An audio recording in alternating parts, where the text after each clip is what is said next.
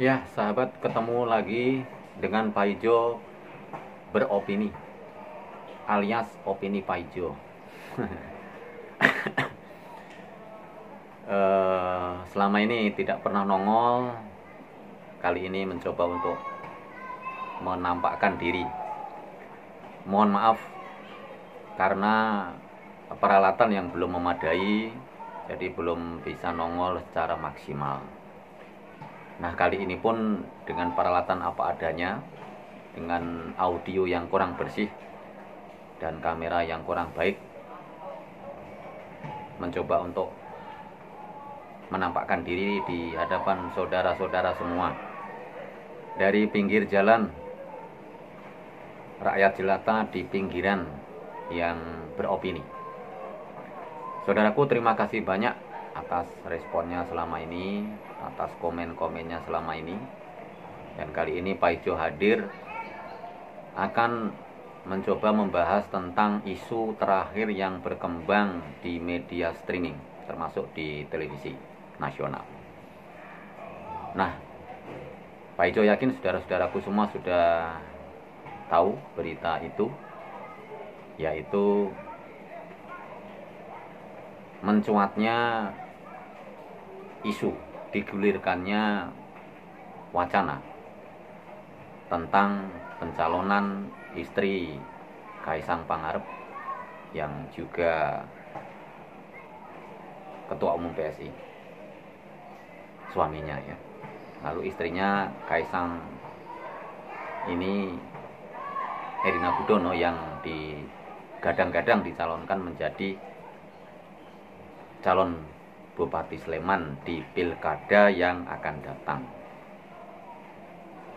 Nah, berita ini santer di media streaming beberapa hari terakhir ini dan di televisi tentang akan dimajukannya Erina Gudono ke bursa pencalonan Bupati Sleman yang akan datang, kalau nggak salah bulan November ya, pilkada serentak, yang diusung oleh Partai Gerindra, yang mana Partai Gerindra ini ketua umumnya, kalau tidak salah ya, atau ketua dewan pembinanya itu Bapak Prabowo Subianto, yang insya Allah juga akan menjadi pemenang di Pilpres 2024 ini,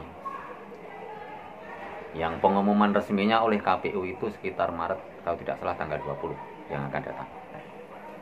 Baik, saudaraku, di sela-sela waktu menunggu pengumuman dari KPU tentang hasil Pilpres, yang kita tahu tentang hasil Pilpres ini khususnya di tahun 2024 ini sangat luar biasa. Pertama, tidak disangka terjadi satu putaran. Padahal waktu itu prediksinya, kalau menurut quick count survei sebelum pemilu itu, elektabilitas Prabowo Gibran sekitar 50, 51, 52. Sementara untuk muncul sebagai pemenang itu syaratnya adalah 50% plus 1, kalau tidak salah ya. Nah, ternyata pada kenyataannya sampai detik ini, seperti kita tahu, kalau di quick count itu jelas bahwa Prabowo Gibran muncul sebagai pemenang versi quick count di berbagai lembaga survei yang sudah kita ketahui, yaitu sekitar 58%-an. Dan sampai hari ini pun versi real count, versi hitung manual data yang sudah masuk di KPU sampai hari ini, sampai detik ini pun masih menunjukkan keunggulan di pihak Prabowo Gibran. Nah, kita masih menunggu karena di beberapa lokasi, termasuk di Malaysia, kalau tidak salah tanggal 10 kemarin pun masih dilakukan pemilu ulang. setelah pemilu pertama reguler pada tanggal 11 Februari yang lalu. Karena biasanya pemilihan di luar negeri itu lebih maju daripada pemilihan aslinya di negara kita, yaitu tanggal 14 kemarin.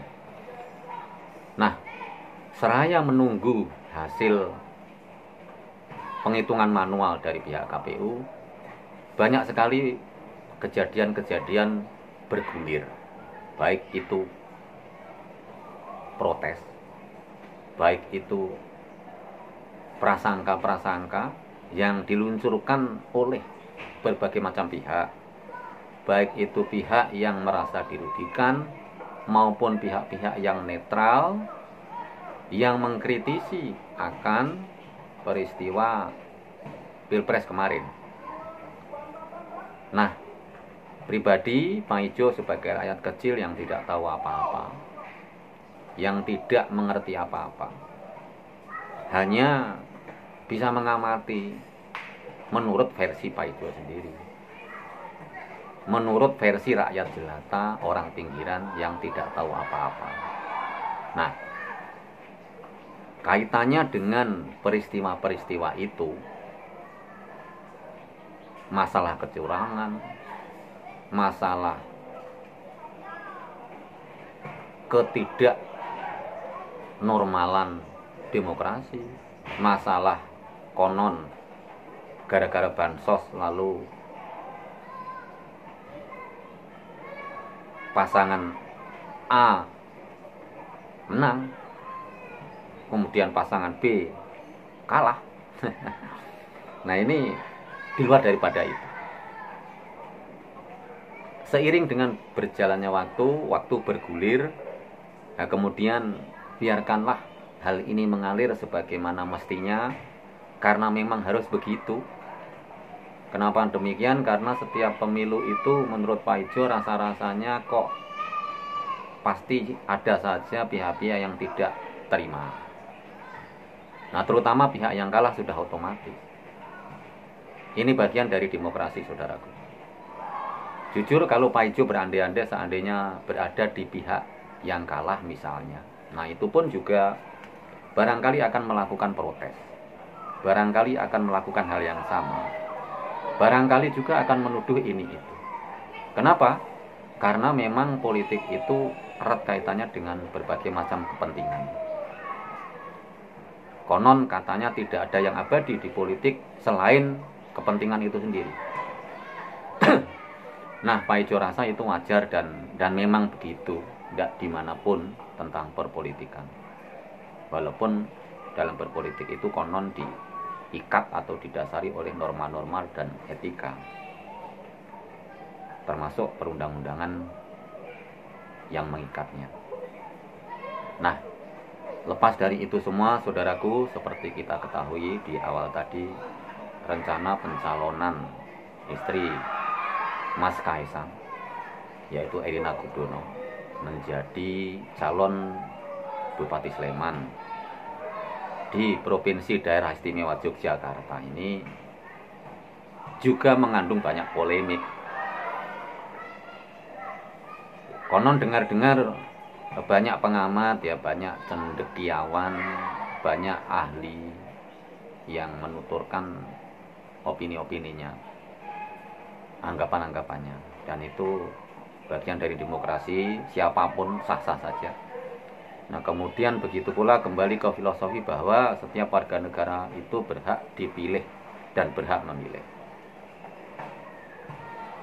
Pada akhirnya, kalaupun Erina Gudono maju, kemudian secara persyaratan administratif dan lain-lainnya itu memenuhi syarat, kemudian settle dan resmi menjadi calon Bupati Sleman dan kemudian bertarung di pilkada nanti, maka Pak Ijo rasa itu hal yang biasa dan baik-baik saja. Karena apa?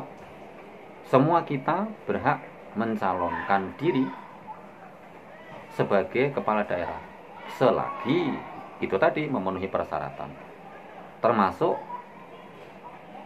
kualifikasinya, termasuk risiko-risikonya, dan juga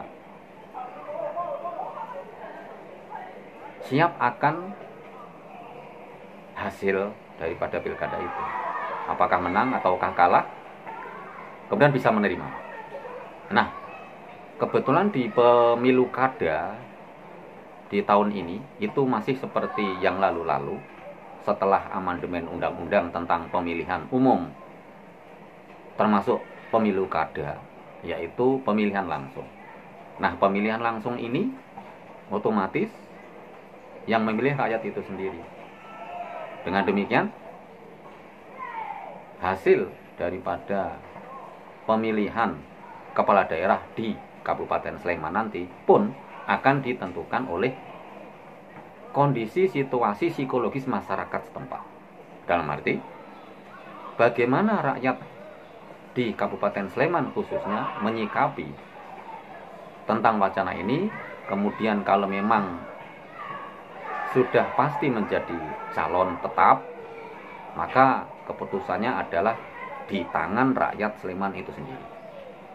Nah, apabila ya saudaraku, pada saat itu ternyata rakyat Sleman menghendaki Erina Gudono menjadi bupati, ya kenapa tidak? Boleh-boleh saja. Nah, sebaliknya, jika ada calon lain dari manapun yang sekiranya memenuhi syarat untuk menjadi calon bupati, kemudian di pertarungan nanti siapapun itu menang, maka itu pun juga sah-sah saja. Satu posisi yang seimbang. Jadi menurut Pak Ijo pribadi itu tidak ada masalah. Jika memang masing-masing dari kita sekiranya dari segi kualifikasi memungkinkan mengajukan diri sebagai calon, terutama di Sleman. Sebenarnya kalau pemilu kada kan banyak ya. Jadi dimanapun di daerah masing-masing, kalau mau mencalonkan diri ya kenapa tidak. Ya itu tadi, setelah lolos kualifikasi, kemudian secara persyaratan perundang-undangan juga masuk, kemudian setelah risiko dan lain-lain diperhitungkan dan siap menghadapi segala risiko, maka menurut Pak Ijo itu sah-sah saja. Kenapa demikian? Karena itu bagian demokrasi, dan kesimpulannya rakyat sendiri yang menentukan. Maka hal itu sudah biasa dan tidak jadi masalah. Nah, permasalahannya adalah yang menjadi ramai itu kan seperti kita ketahui bahwa Erina Gudono ini yang kebetulan menjadi menantu Presiden Jokowi. Kita tahu santer belakangan ini digulirkan ya beberapa pendapat yang menyatakan bahwa dinasti politik dan lain-lain.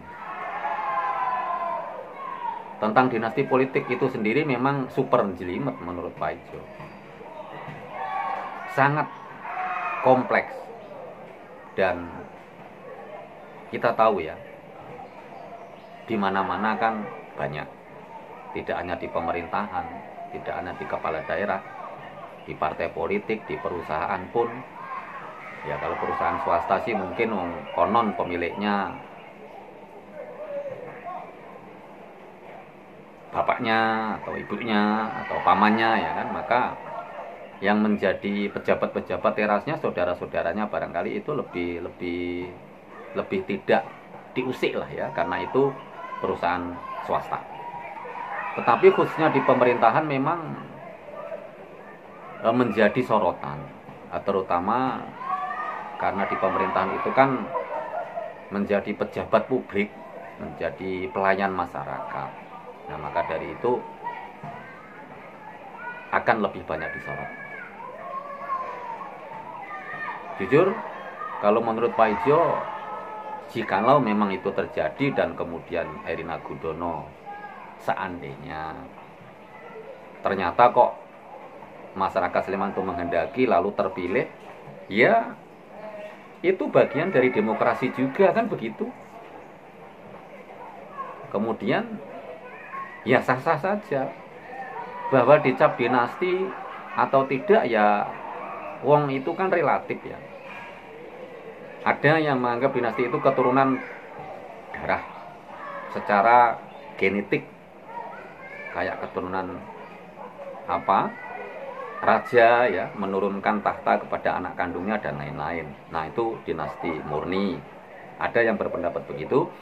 Ada juga yang dinasti itu tidak hanya dari garis keturunan darah, melainkan ya termasuk hubungan kekeluargaan dekat secara lebih lebar, termasuk menantukah, iparkah ya, dan lain-lain. Nah, ini menurut Pak Ijo sih ya, namanya kita Indonesia ini kan penduduknya banyak, kemudian banyak sekali orang-orang pintar, banyak sekali para ahli, dan saking banyaknya maka pendapat itu berbeda-beda. Ada yang pro, ada yang kontra, itu bagian dari demokrasi itu sendiri. Pak Ijo rasa itu tidak masalah.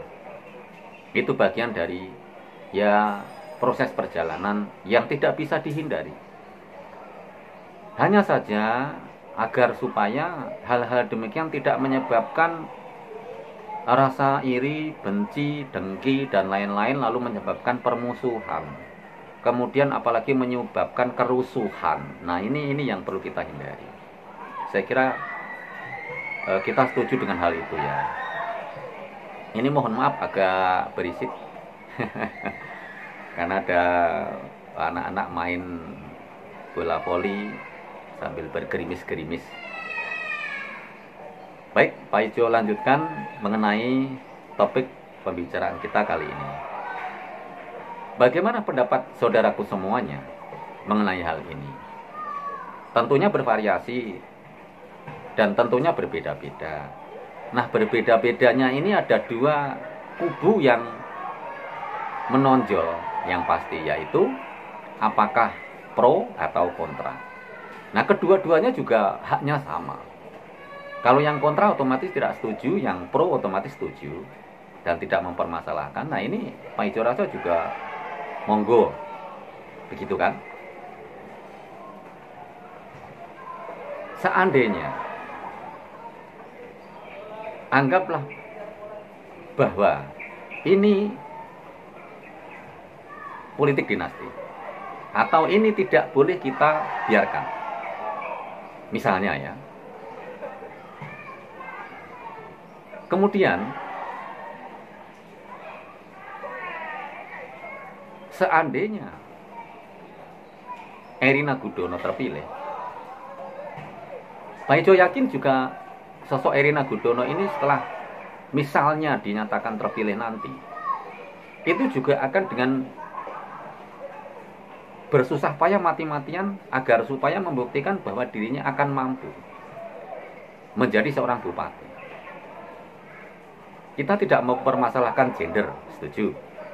Kita tidak mempermasalahkan umur, setuju. Karena apa? Yang muda belum tentu kalah dengan yang tua, dan yang muda belum tentu tidak mampu, termasuk dari segi umur.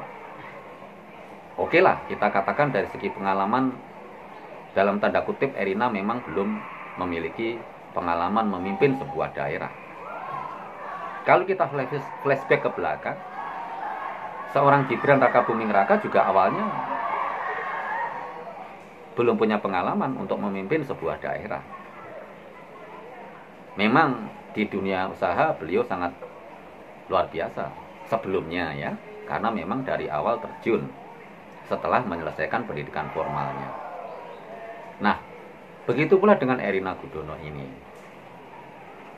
Kalau menurut sisi pandang rakyat jelata seperti Pak Ijo ini, rasa-rasanya sah-sah saja. Dan rasa-rasanya seorang Erina Gudono,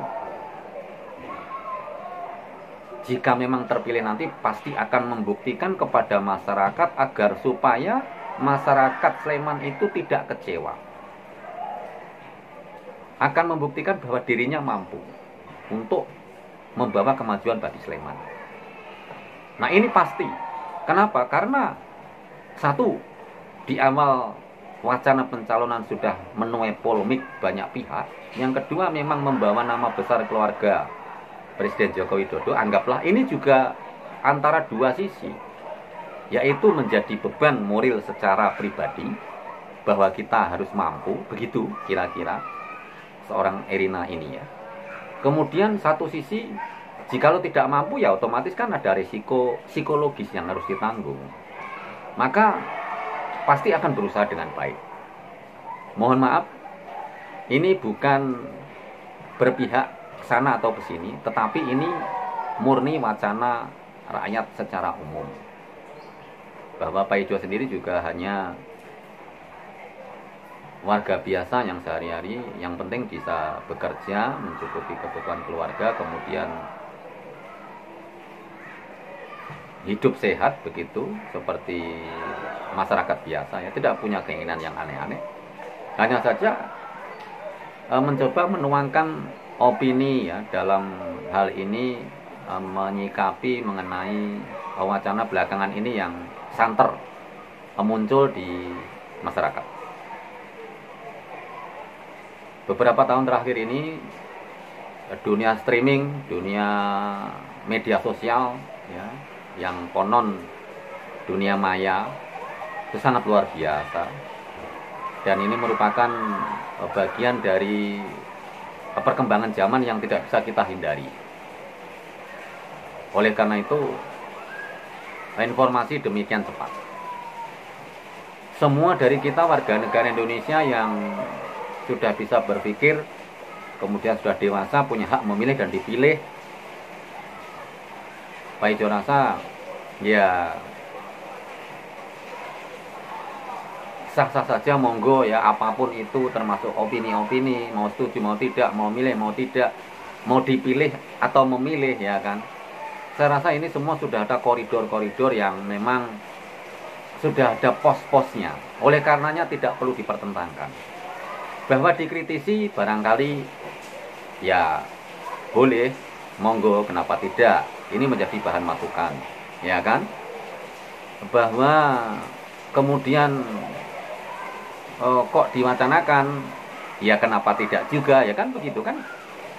Tidak ada batasan yang mengikat bahwa oh mantunya si A, mantunya si B, atau anaknya si A, anaknya si B tidak punya hak atau tidak boleh karena bla bla bla dan lain-lain, karena terikat oleh posisi bapak ibunya, kakeknya, neneknya, pamannya, kan tidak juga. Artinya secara individu masing-masing merdeka, punya hak. Nah, tergantung faktor keberuntungannya nanti seperti apa. Apakah hoki ataukah tidak hoki. Saudaraku, mohon maaf ini hujan, jadi agak berisik ya, ini di teras, di Serambi. Ya jadi seperti itu. Tergantung kitanya masing-masing. Baik sahabat, bagaimana pendapat sahabat semuanya mengenai wacana ini? Silahkan tulis di kolom komentar. Pro dan kontra itu biasa untuk hal apapun, tidak hanya masalah pilkada, tidak hanya masalah pemilu, tidak hanya masalah keluarga ya. Wong kita kadang-kadang antara dua orang saja beda pendapat ya kan. Yang penting tidak merusak hubungan kekeluargaan, hubungan pertemanan dan lain-lain, dan tidak menjadi permusuhan. Dan satu hal, kita wajib menghormati satu sama lain mengenai perbedaan prinsip, perbedaan opini, perbedaan pendapat itu sendiri. Maka kita akan damai. Dan tetap kita bisa memisahkan antara kita beda pilihan dengan kita bergaul sebagaimana yang seharusnya. Oleh karenanya semoga hal ini tidak menjadi perpecahan. Kalau kita bisa berpikir begitu, Pak Ijo rasa negeri ini akan damai. Kenapa demikian? Karena tidak perlu kita menyinggung satu sama lain, tidak perlu hujat sana hujat sini, tidak perlu hantem sana hantem sini. Bahwa kita masih dalam satu wadah NKRI, bahwa kita adalah saudara, kita satu tumpah darah, satu bahasa ya, satu tanah air, dan kita punya kewajiban untuk menjaga keutuhan NKRI ini serta keguyup kerukunan, tali silaturahmi kepada sanak famili dan saudara kita. Maka ini tidak akan menjadi polemik seharusnya. Oleh karenanya, jikapun wacana ini tetap digulirkan dan nantinya akan terjadi pertarungan di pemilu kada, siapapun itu, ya. Semoga menjadi pemilu kada yang damai, tidak hanya di Sleman, di daerah-daerah lain juga sama, yang melakukan pemilu kada serentak pada November nanti. Kemudian menurut Pak Ijo, siapapun yang terpilih, siapapun calonnya, selagi memang sudah lolos kualifikasi secara persyaratan yang dilakukan oleh penyelenggara pemilihan umum daerah, maka tidak ada masalah. Dan mari kita serahkan keputusan di tangan masyarakat. Kedaulatan ada di warga masyarakat itu sendiri. Satu orang, satu suara. Dan itu menentukan. Nah, hasilnya nanti tergantung dari finalnya seperti apa. Kita lihat bersama-sama. Saudara, itu tadi opini Pak Ijo kali ini. Menurut saudara-saudaraku semua, silahkan beropini, silahkan berpendapat, tulis di kolom komentar. Sampai ketemu di video yang akan datang. Salam sehat, terima kasih, salam.